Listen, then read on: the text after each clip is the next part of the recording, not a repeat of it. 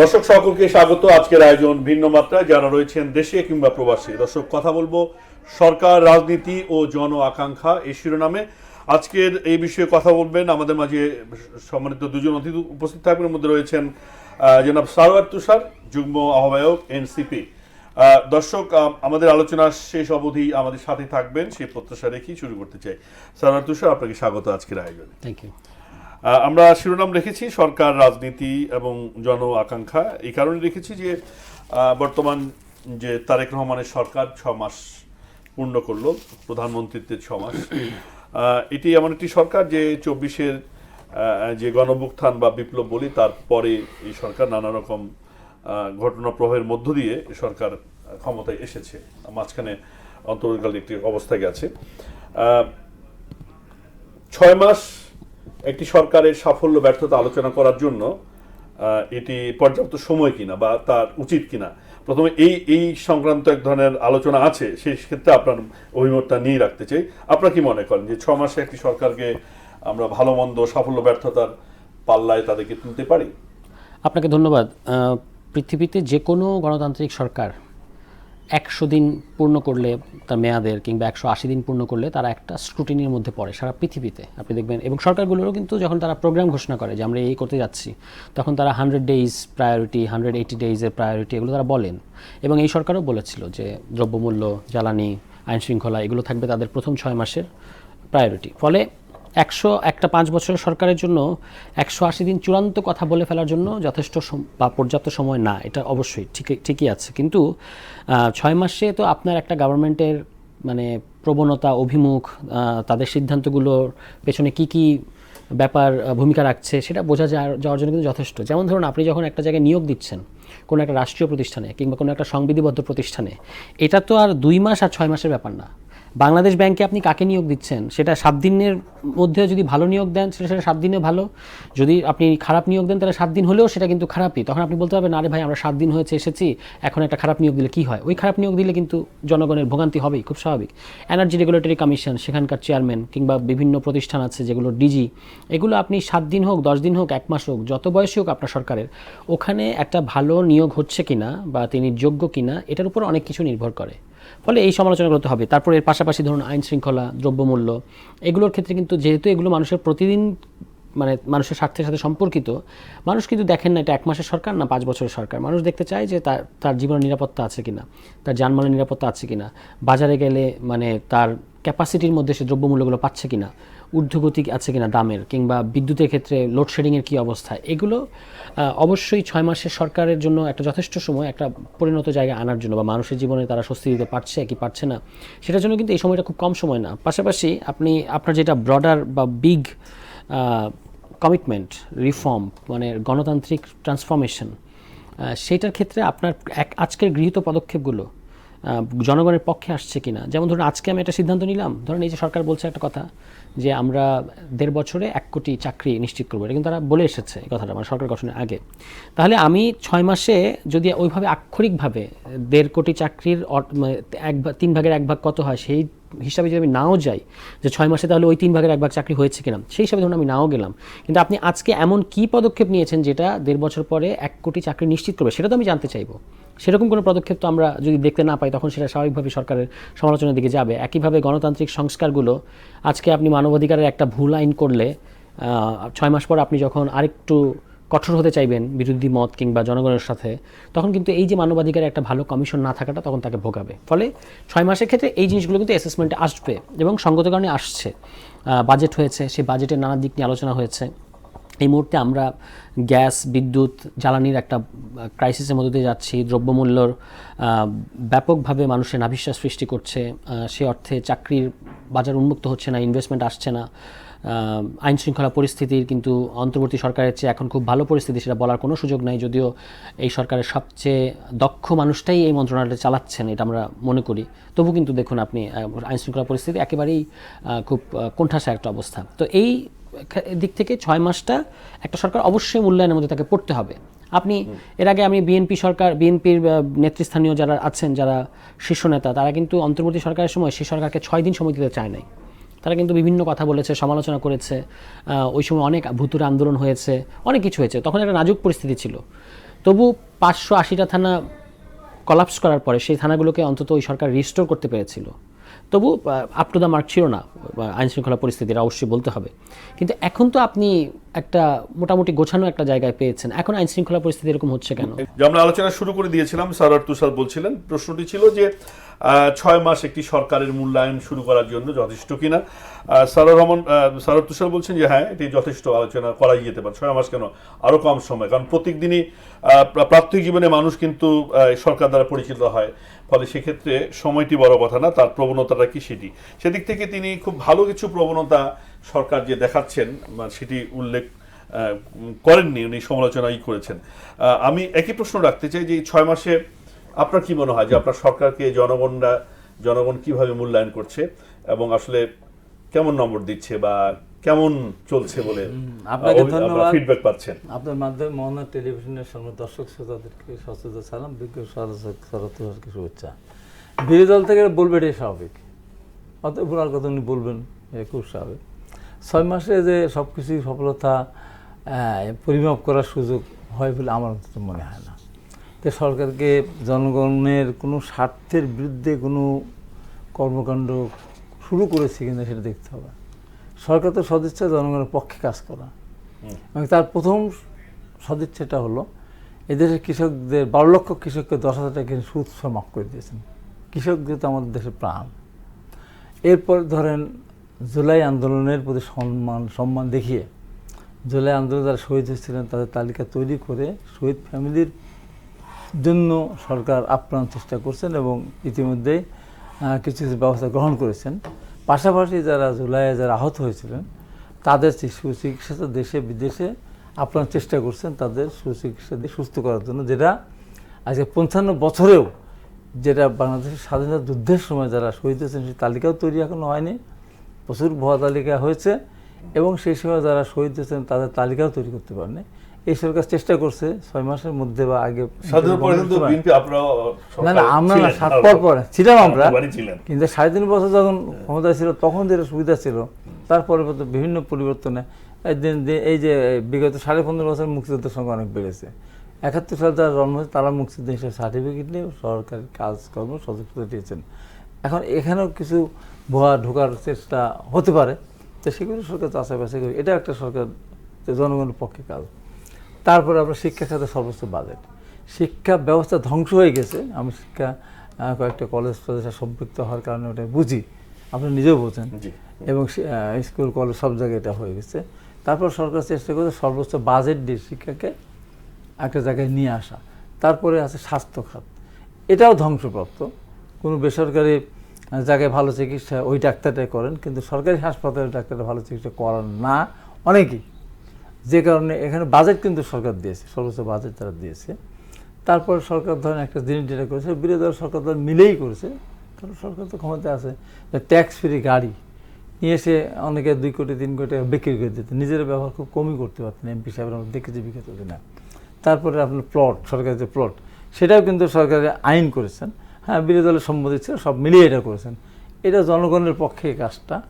তারপরে আপনি বলবেন যে ফ্যামিলি কার্ড, কৃষি কার্ড, হেলথ কার্ড, আমরা যারা বয়স্ক 65 বছর উপরে যাদের বয়স হয়েছে, আমরা প্রবীণ মানুষ হিসাবে আমরা ট্রেনে বিনা পয়সায় আমরা ভ্রমণ করতে পারবো, মেট্রো রেলে 25% কনসেশন পাবো। পাশাপাশি এই যে শিক্ষকদের যে কাজটা করলেন, অবশ্যই যারা শিক্ষকরা তাদের কল্যাণ ভাতা, কল্যাণ তহবিল থেকে 7,000 কোটি টাকা বিগত সরকার গায়েব করে ফেলেছে। এখানে সরকার তো এই শিক্ষকদের একটা পর্যায়ে নিয়ে এসে এই যে 15 আগস্ট তাদের কল্যাণ তহবিল থেকে এবং তাদের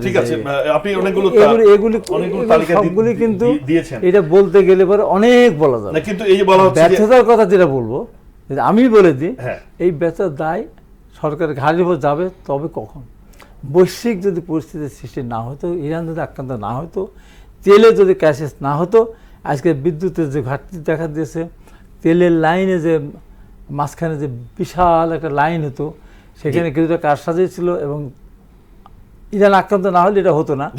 তারপরে আপনার ডিজেলের বা এখন গ্যাসের যেটা দীর্ঘ 15.5 বছর বিগত সরকার গ্যাস উত্তোলনের কোনো ব্যবস্থা করেন, বাফেক্সে বসিয়ে রেখেছিল। এখন হঠাৎ করে তো গ্যাস আপনি বললেই হবে না।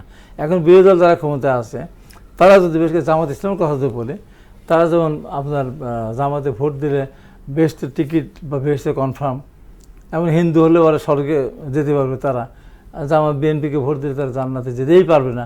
তারা যদি ক্ষমতা থাকতো তাহলে বঙ্গোপসাগরে পাইপ দিলেই পানির মতো পাইপ দিয়ে দিত, আর সব এসে আবার ডিজেল হয়ে যেত। শুনবো আপনাকে, সম্ভব। আপনি বলেছেন সময় লাগবে। চ্যালেঞ্জ গুলো আছে বিএনপির সামনে।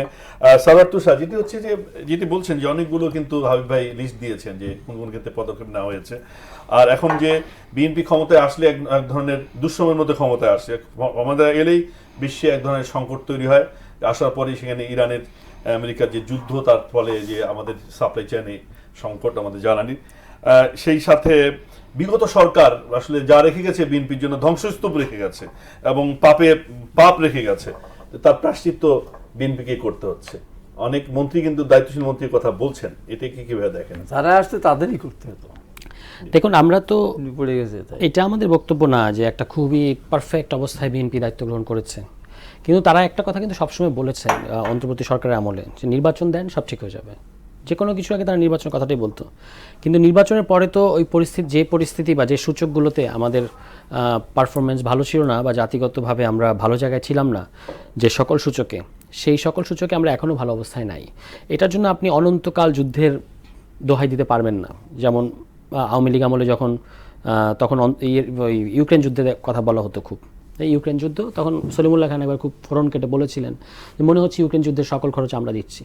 তো এখন আপনি যদি বারবার এটা দেখান, যেমন কিছুদিন আগে যখন তেলের ক্রাইসিসটা হলো, জ্বালানি তেলের এই পাম্পগুলোতে, আপনার মনে আছে মাস দেড়েক আগে লম্বা লম্বা লাইন আমরা দেখলাম, সেটাও তারা ইরান যুদ্ধকেই ঢাল বানাতে চেয়েছিল, কিন্তু ওই তেলগুলোর সাথে, জ্বালানি তেলের সাথে সেভাবে সরাসরি ইরানের কোনো সম্পর্ক ছিল না, বা মধ্যপ্রাচ্যের পরিস্থিতির এমন সম্পর্ক ছিল না। তারাই বলছিল যে পর্যাপ্ত মজুদ আছে, কিন্তু তারপরে আমরা ক্রাইসিসটা দেখেছিলাম তখন। কেন ক্রাইসিস? কারণ বিশেষজ্ঞরা তখন বলেছেন, এটা পত্রপত্রিকা আলোচনা হয়েছে, মিডিয়ায় অনেক কথা হয়েছে, যে ক্রাইসিসটা ছিল কারণ হচ্ছে আপনার ম্যানেজমেন্টের এবং সরবরাহ ঘাটতি, এবং সরকার রেশনিং করতে গিয়ে সমস্যাটা বাড়িয়েছিল। যখন বিশ্ববাজারে দাম বেড়েছে তখন আপনি প্রাইস কন্ট্রোল করতে গেছেন, এই কারণে আপনার একটা মানে ওই যারা আপনার পাম্পের মালিক কিংবা তেলের যারা ব্যবসা করে, তারা এটাকে হোর্ডিং করার একটা মানে প্রণোদনা পেয়েছে ওখান থেকে, এবং তেলগুলো এই কারণে পাচার হচ্ছিল। তখন আমরা এগুলো নিয়ে অনেক কথা বলেছি। যাই হোক, মানে তেলগুলো পাচার হচ্ছে কেন? কারণ ইন্ডিয়ায় তো বিশ্ববাজারের সাথে তাল মিলিয়ে তেলের দাম বেড়েছে।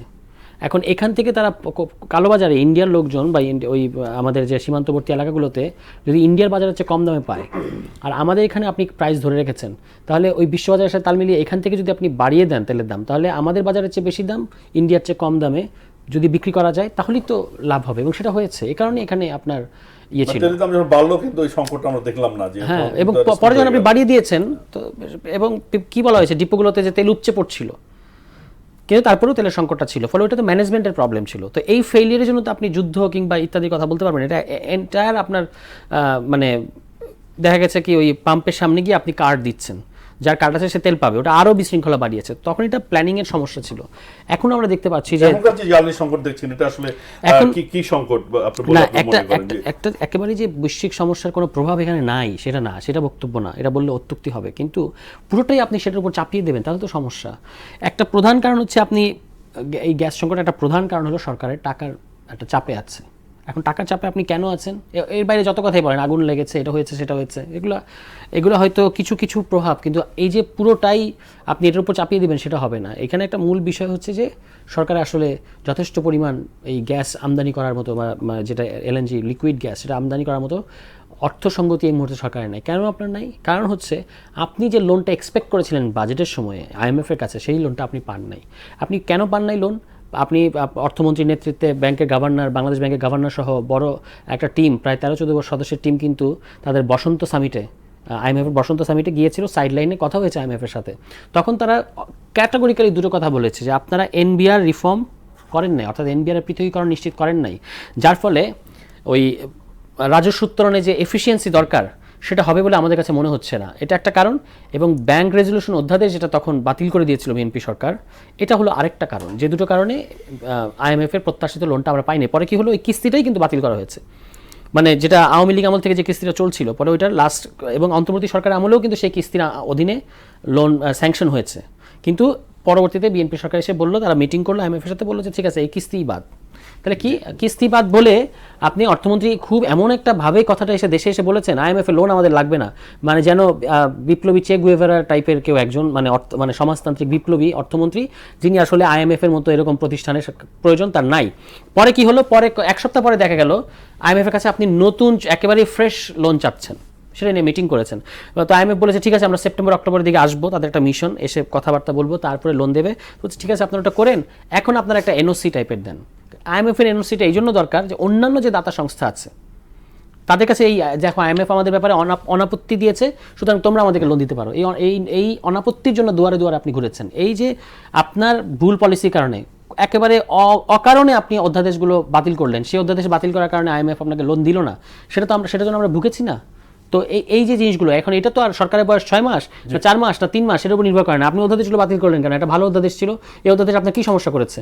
এটা বলে একটু শেষ করি যে আপনি বলেছিলেন অধ্যাদেশ যেগুলো বাতিল করেছেন তা সেই তুলনায় ভালো আইন করেছেন। মানবাধিকার আইনটা দেখেন, সরকারের খসড়া আইন দেখেন, অন্তর্বর্তী সরকার অধ্যাদেশ দেখেন, দুটো তুলনা করেন, আমরা সবাই তুলনা করতে পারি। অনেক অনেক অনেক একটা দুর্বল আইন করা হয়েছে। সংস্কার, আমাদের গণভোটের বাস্তবায়ন এবং যে আইনগুলোর মধ্যে যে দুর্বলতা সেটা নিয়ে আসবে, কিন্তু আমরা এখন এই যে সংকটগুলো নিয়ে কথা বলছি সেটা নিয়ে আসতে চাই। হাবিব ভাই, যেটি হচ্ছে যে নির্বাচন হলে সবকিছু পরিবর্তন হয়ে যাবে, দেশ ঠিক সঠিক ধারায় ফিরবে, আপনারা নির্বাচনের আগে কিন্তু কথা বলেছিলেন। আর এখন যে অর্থনৈতিক সংকটটা তৈরি হচ্ছে এটা কেবলমাত্র অর্থনৈতিক সংকট না, এটা ব্যবস্থাপনার সংকট। অনেকে বিরোধী দলের পক্ষ থেকে দক্ষতারও বা যোগ্যতারও প্রশ্ন তোলা হচ্ছে যে আপনারা যারা সরকার পরিচালনা করছেন কতটা দক্ষ যোগ্য। এটা বিরোধী দল তো অনেক কিছু বলা যায়, যে বিরোধী দল আজকে সমালোচনা করছে সেই বিরোধী দলের কোনো অতীত অভিজ্ঞতা আছে, তারা একটা রোডম্যাপ দিক।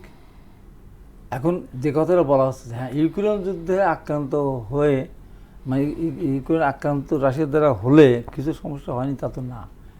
গমের দাম বেড়ে গিয়েছিল আন্তর্জাতিকভাবে, তেলের দামও বেড়ে গিয়েছিল অনেক ক্ষেত্রে। সেখানে আমাদের কিন্তু রেমিটেন্সের কোনো ঘাটতি পড়তো না, কারণ ওখানে আমাদের দেশের লোকে চাকরি করে না। ইরান আক্রান্ত হওয়ার পরে মিডিল ইস্টে অনেকেই, আমাদের 6 মাসে অনেক লোকই যেতে পারে নাই। আমরা যখন বলেছিলাম তখন তো ইরান আক্রান্ত হয়নি।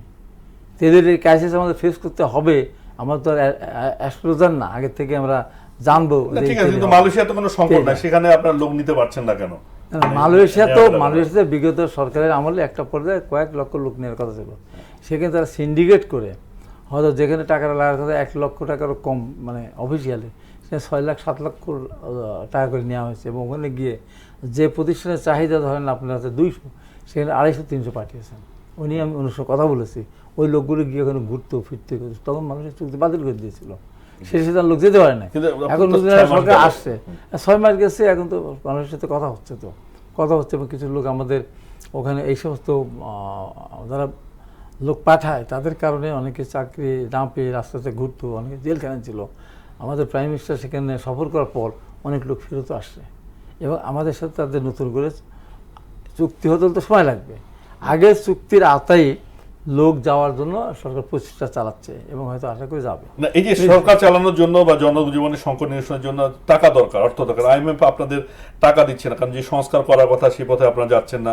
চীনে প্রধানমন্ত্রী সফর করলেন, সেখানে অনেক রকম সমঝোতার কথা আমরা শুনেছি, কিন্তু যে নগদ সহায়তার কোনো টাকা এখন পর্যন্ত পাওয়া যায়নি, মানে সেটিও তো প্রত্যাশা করা হয়েছিল চীন থেকে আর্থিক সহায়তা পাওয়া হবে। কথা মনে হচ্ছে কি দেশটা স্বর্গের মতো চলতো, দুধের নহর প্রবাহিত হতো, ক্ষীরের পাহাড় জমেছিল, সেখানে বিএনপি ক্ষমতা এসে সব হারিয়ে ফেলেছে। এমনকি তাই এই যে দীর্ঘদিন যে আমাদের এই দেশে এই যে লক্ষ লক্ষ কোটি টাকা আমরা এই যে ঋণ নিয়ে জর্জরিত হয়েছে, টাকা পাচার হয়ে গেছে, এমন তো না খুব সুন্দর সুশাসন চলতেছিল, ব্যাংকের কাছে ছিল না, ব্যাংকে চেক দিলেই টাকা পাওয়া যেত।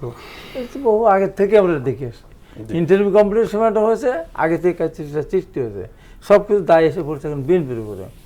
এখন বাস্তবতায় আমাদের আসতে হবে, তো বাস্তবতায় আসতে হবে, আস্তে আস্তে দেশটাকে সামনে এগিয়ে নেওয়ার জন্য সবাইকে সমৃদ্ধ সামনের দিকে এগিয়ে যেতে হবে। এখন আপনার শুরু থেকেই যে 2 মাস সরকার বয়স না হতে ফেলে দেবো, আওয়ামী লীগকে 36 দিনে বিদায় করেছে, আওয়ামী লীগকে ইন্ডিয়া যেতে পেরেছে, ইন্ডিয়ার বাইরে যাওয়া পালানোর পথ পাওয়া যাবে না, 6 ঘন্টায় আমরা বিতাড়িত করবো সরকারকে, এই যে নানান কাহিনী এই যে বানানো হচ্ছে, এইগুলো তো আসলে সঠিক না। হ্যাঁ, সরকারের সমালোচনা অবশ্যই বিরোধী দল করবে, অবশ্যই করবে, ভাষাগুলি তো সংযত হতে হবে। যে সমস্ত ভাষা ব্যবহার করি আমরা, এই সমস্ত ভাষা এত মানুষের জীবনদানের মধ্য দিয়ে এত আহত, এখন তারা হাসপাতালে কাতরাচ্ছে, আমাদের ভাষাগুলো কি এই সমস্ত ভাষা হলো লন্ডন না ঢাকা, ঢাকা ঢাকায়, কিন্তু লন্ডনের সাথে ঢাকার কী সম্পর্ক? তাই একবার আমরা লন্ডনে ছিলাম, যারা এই স্লোগানগুলি দেয়, যারা এই স্লোগান দেওয়ার উদ্যোক্তা, তাদের কি আছে, কি করেছে তারা? তারা তো বিএনপি একটা সংগঠন, বিএনপি সংগঠন যিনি প্রতিষ্ঠা করেছেন শহীদ জিয়াউর রহমান এক মুক্তিযোদ্ধা ছিলেন, জীবন রিস্ক নিয়ে স্বাধীনতা যুদ্ধের প্রথমে নিজে সুপ্রিম অথরিটি ঘোষণা দিয়েছেন, পরবর্তী on behalf of greater Sheikh Mujibur Rahman বাস্তবায়ন বলেছিলেন। তো তার সন্তান তারেক রহমান 1/11 নির্যাতিত হয়ে বিদেশ থাকলেন, এটি তো অপরাধ হয়ে গেছে, দেশে আসতে পারেন না, এটিকে তো অপরাধ হয়ে গেছে। কেন এই স্লোগান হবে? ঢাকা না লন্ডন? এই যে তারপর যে সমস্ত ভাষা ব্যবহার করা হয়, আমি এই যে ডাক্তার ফিবির বক্তব্য প্রতিদিন একবার করে বিভিন্ন কারণে দেখি এসে যায় সামনে যে ছাত্রলীগকে ঢাকা বিশ্ববিদ্যালয় ক্যাম্পাস ছাড়া করেছে, ছাত্রদলকে ক্যাম্পাস ছাড়া, এত একই পরিণতি হবে, একই পরিণতি। এই যে সব কথাবার্তা, আমরা ছাত্র দল তখন গিয়ে বলতেছে না তোমাদেরকে বিরাট ক্যাম্পাসে বাইরে, উল্টা ধমক দেয়। তো এই সমস্ত থেকে বিরত থাকতে হবে। বিরোধী আজকে যারা ক্ষমতায় আছে তার থাকলে কি সবসময় সমাধান হয়ে যেত? অবশ্যই হতো না। এই জিনিসগুলি ঠিক আছে, একটা সময় লাগবে, আপনারা বলছেন সময় চাচ্ছেন, সময় আপনারা লাগবে, সহযোগিতা চাচ্ছেন, আমরা আপনারা কি সহযোগিতা করছেন? আপনারা তাদের যে জুলাই যাত্রার উপর আপনাদের নেতাকর্মীরা হামলা চালিয়ে তাদের আহত করলো, আমি জুলাই যাদের উপরে বিভিন্ন প্রতিষ্ঠানগুলোতে ছাত্রদল আধিপত্য হামলা হয়েছে, এটা আমি চাই না। আমরা যে মুখ দিয়ে বলতে পারে তারা তাদের বিরোধিতা বলবেই, আমাকে সহ্য করতে হবে। সহ্য করতে, যেটা এটা হয়েছে, যে কারণেই হয়েছে, যারা করেছে আমি তাদেরকে সমর্থন করতেছি না, হ্যাঁ তাদের কথা বলতেই পারে। তাই বলে আমার তার উপর হামলা করতে হবে, তাহলে পরে আওয়ামী লীগের সাথে পার্থক্যটা হলো কি? আমি সেটা চাই না। আমারও কথা এমন কোনো কথা আমার চূড়ান্ত নেত্রীর সম্বন্ধে, বেগম খালেদা যে মারা গেছেন তার সম্বন্ধে যে কথা বললা শহীদ জিয়া রহমান, এই ভাষাগুলো না বলতে কি? তারা তো এখন নেই, জিয়া রহমান নেই, বেগম খালেদা জিয়া এখন সরকারের সমালোচনা 100 বার করেন, আমার কোনো আপত্তি নেই। অনেক কথা বলেছি, কোনো প্রশ্ন নাই, কিন্তু যে প্রশ্নটি হাবিব বলেছেন যে আপনারা এই 2 মাস না যেতেই সরকারকে ফেলে দেওয়ার জন্য আমরা হুঙ্কার দিয়েছেন, শুধু তাই না সচিবালয় ঘেরাওর মতো এই ধরনের বড় ধরনের একটা কর্মসূচি, রাজনৈতিক কর্মসূচি আপনারা নিয়েছিলেন এবং যে কোনোভাবে একটা সংকটে সরকারকে ফেলতে চান, যদিও আপনারা সহযোগিতার কথা বলেন, কিন্তু ভিতরে ভিতরে সরকারকে আপনার উৎখাতের জন্য আপনার রাজনৈতিক তৎপরতা পরিচালনা করছেন, যেটি ভালো লক্ষণ নয়। আরেকটি হচ্ছে যে আপনারা যোগ্যতা নিয়ে প্রশ্ন তুলেছেন, কিন্তু আপনারা কতটা যোগ্যতার পরিচয় দিয়েছেন? অন্তর্বর্তী সময় আপনাদের ছাত্র প্রতিনিধি ছিল বা বিভিন্ন সময়ে আপনারা কতটা যোগ্যতা পরিচয় দিয়েছেন, সে প্রশ্নও কিন্তু পাশাপাশি আসছে। দেখেন, সরকারের বিরুদ্ধে গণতান্ত্রিক আন্দোলন হবে না, এটা তো হবেই। এবং সচিবালয় ঘেরাও আন্দোলন মানে কি যে ফেলে দেয়া এক দফা বা কোথাও? বলি এক দফা কিন্তু কোথাও আপনি আনুষ্ঠানিকভাবে বিরোধী দলের পক্ষ থেকে কর্মসূচি হিসেবে সরকারের বিরুদ্ধে এক দফা ঘোষণা করা হয়েছে, এটা বলা যাবে না, মানে এটা হয় নাই। সচিবালয় ঘেরাও এটা বাংলাদেশে একটা খুবই মানে পরিচিত একটা রাজনৈতিক কর্মসূচি। আওয়ামী লীগ আমলে আমরা অসংখ্যবার এই ধরনের কর্মসূচি দিয়েছি, দেখেছি। ছাত্রদেরও দেখবেন একটা কর্মসূচি, শিক্ষা ভবন ঘেরাও, এটা খুব, এগুলো বাংলাদেশে খুব মূল ধারার আপনার রাজনৈতিক কর্মসূচি, বিরোধী দলীয়, এবং বিএনপিও এটা বিরোধী দল থাকতে অনেক ধাপে ধাপে একটা স্তরে গিয়ে সেটা হয়, কিন্তু এটা স্বাভাবিক। এটা একটা না, একটা চাপ সৃষ্টি করা। তারা কি সচিবালয়ে ঢুকে পড়েছে? বিরোধী দল কি সচিবালয়ে ঢুকে পড়েছে?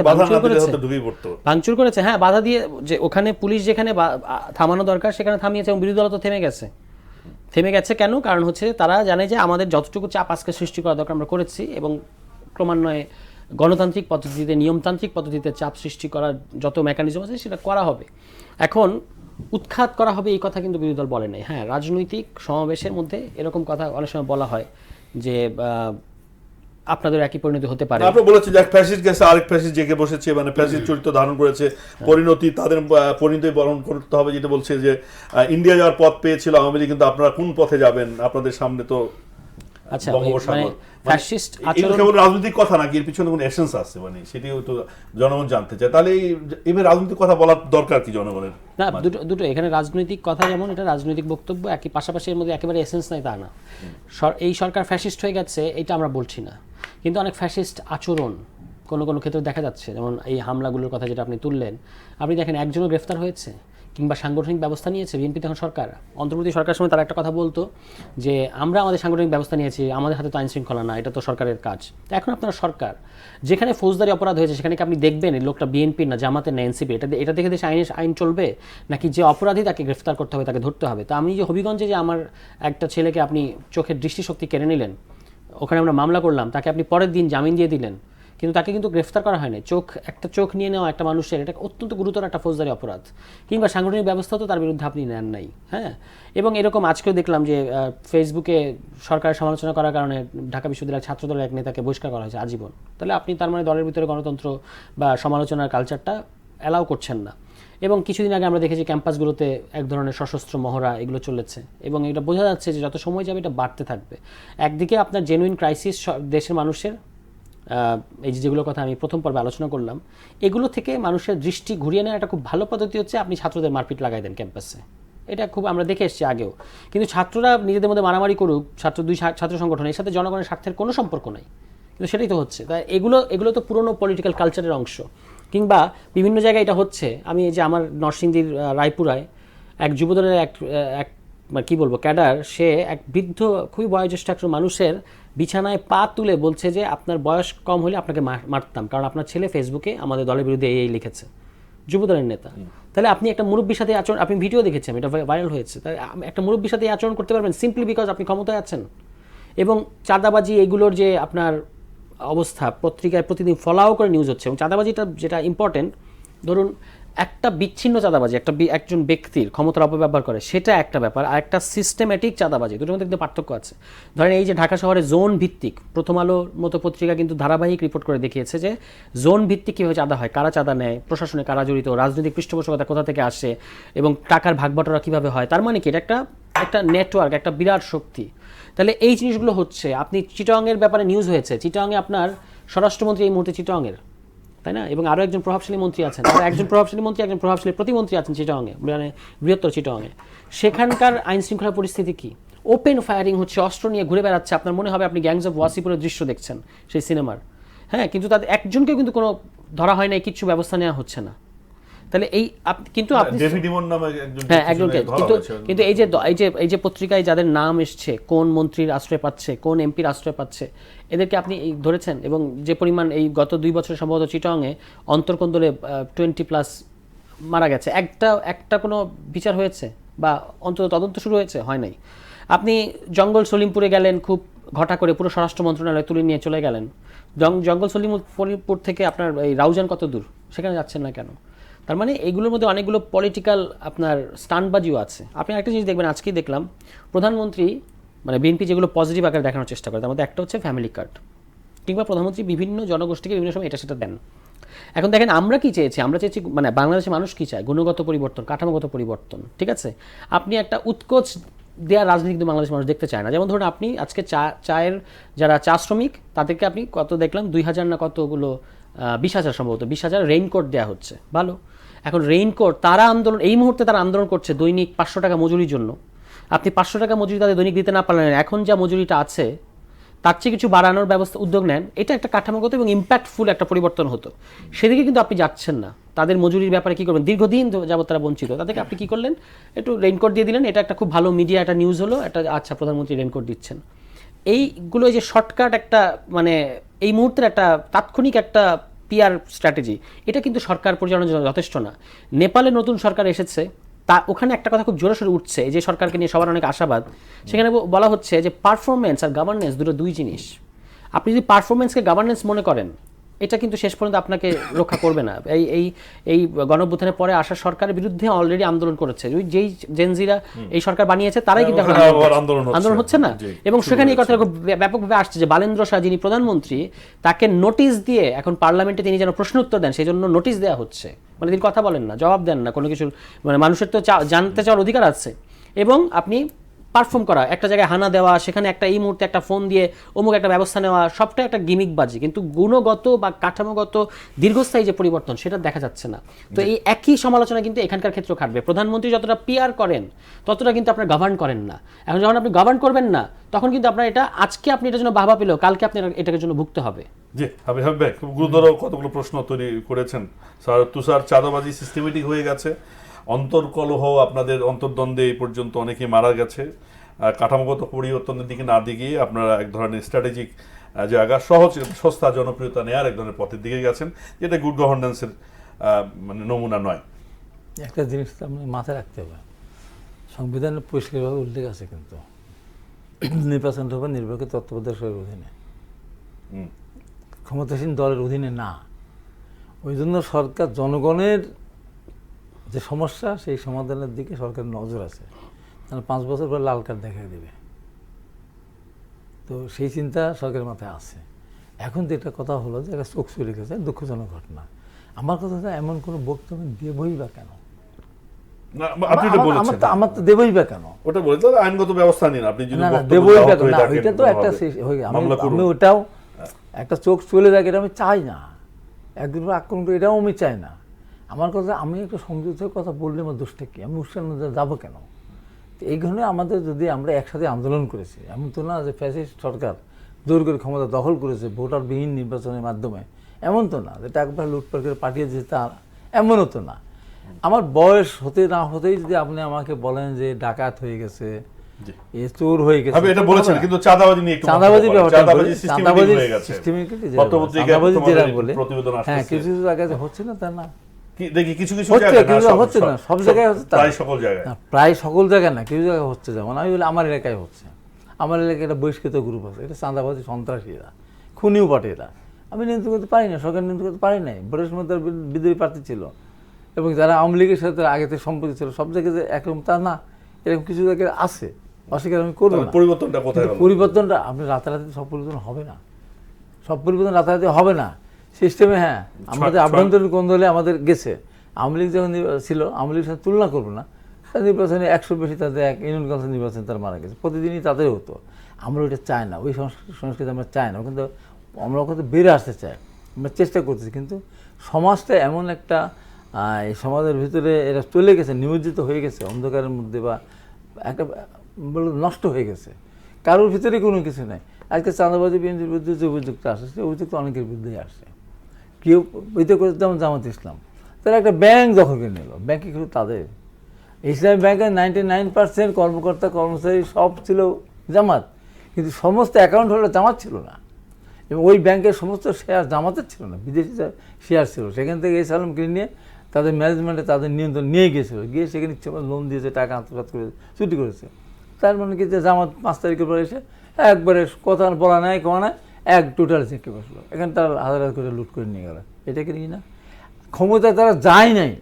তারপর তো আমাদের বহু জায়গায়, আমার ওখানকার এমপি জালে মন্টু আলাদা, ওখানে আমি বলে দিলাম সংবাদদাতা পাঠান, দোকান মার্কেট বানাচ্ছে। এই জন্য তার আগে থেকে আগে তো বানায় নাই, এখন বানাচ্ছে কেন?